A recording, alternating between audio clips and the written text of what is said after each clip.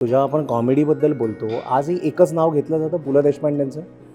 त्यांनी मला वाटतं शेवटचं लिखाण 1995 मध्ये केलं आहे, गेल्या 30 वर्षात त्यांचं. पण आजही त्यांनी 1970 मध्ये जे लिहिलं आहे, 1975 मध्ये लिहिलं आहे, 1980 मध्ये लिहिलं आहे, 50 वर्षानंतर पण आज ते वाचताना तितकंच आपल्याला हसायला येतं. बरोबर. आणि ते वाचताना असं नाही वाटत आपल्याला की काहीतरी 200 वर्ष जुनं काहीतरी बोलतायत.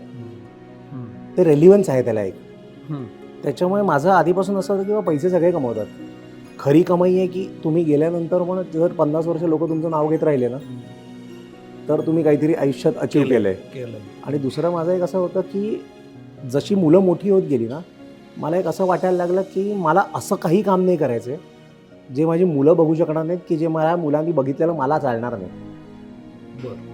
शिव्या वगैरे देऊन खूप पटकन लाफ काढता येतो, पण मग त्याची शेल्फ लाईफ किती आहे, असे लोक किती काळ टिकतात. म्हणून मी बऱ्याच लोकांना हे सांगतो ना की तुम्हाला वेळ काढण्यासाठी काम करू नका, नाव काढण्यासाठी काम करा. वा वा.